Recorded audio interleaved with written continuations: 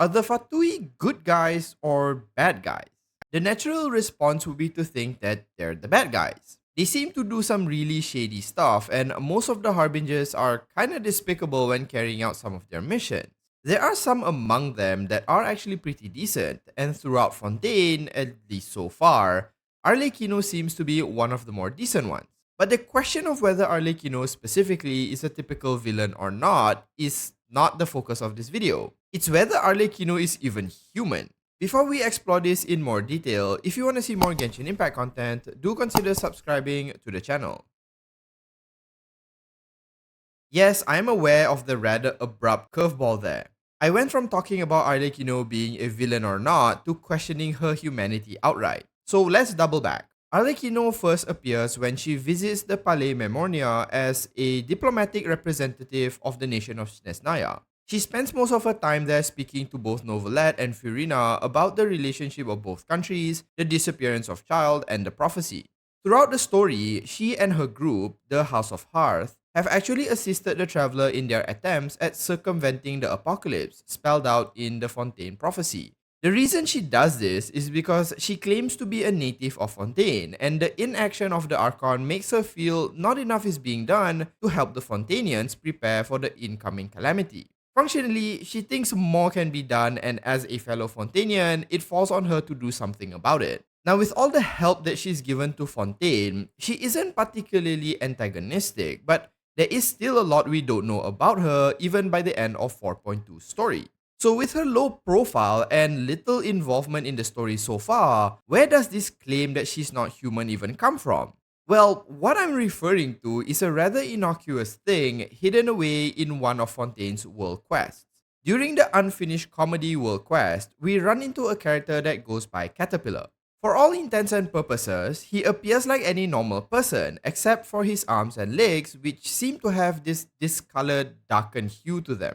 The black coloration stretches all the way up to his elbows on both his arms, while on his legs they reach all the way up to his knees. Now, initially, he claims this was due to a disease, some kind of skin condition that he has had for a long time.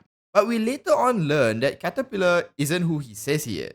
It's revealed that he is actually a hilichurl, simply inhabiting the body of a human, or rather taking the form of one. The way he is able to change his form is chalked up to simply magic. It's not really explained in detail, though he mentions that it's an imperfect process and why his arms and legs appear as they do. Caterpillar is, or rather was, one of the members of the Narzissen Ordo and was given sentience and intelligence through one of the Ordo's founding members, who was a mage. I won't go too deeply into his story or that of the Ordo, but the main takeaway here is that a hilichurl was taught how to assume the form of a human. This is where Arlecchino comes back into the picture. For most of Fontaine, we don't see Arlecchino show either her arms or legs, and initially I just thought this was a fashion choice. But in the cutscene where she was stalking Furina, it's shown that both of her arms have the same markings as the ones Caterpillar has on his arms. Her blackened hands weren't actually gloves, but seems to be her actual skin. I don't recall any other person having these markings, so it's reasonable to at least assume that Caterpillar and Arlecchino may be employing similar methods to hide their true form. If this were the case, then Arlecchino may not actually be human, but something else hiding behind a human facade. Now, what she exactly is anyone's guess. If we assume she is something similar to Caterpillar, then she could very well be a hilichurl or a variant of one. Alternatively, given she has reminded us on several occasions that she is a Fontaine native, she could very well be an Oceanid. A wilder theory is perhaps she's a dragon, given Natlan was just brought up as the land of dragons by Novelet, and it seems to be the next area the traveler will visit. This is less likely though, given she doesn't have the reptilian eyes Novelet does, or any other hints of being a dragon for that matter. Any of this at the moment is possible. Since we don't know how the spell essentially functions, she could really be anything at this point. What's interesting to note is that she has a vision. In the current story so far, visions have mostly been granted to humans or human-like beings, like the yokai.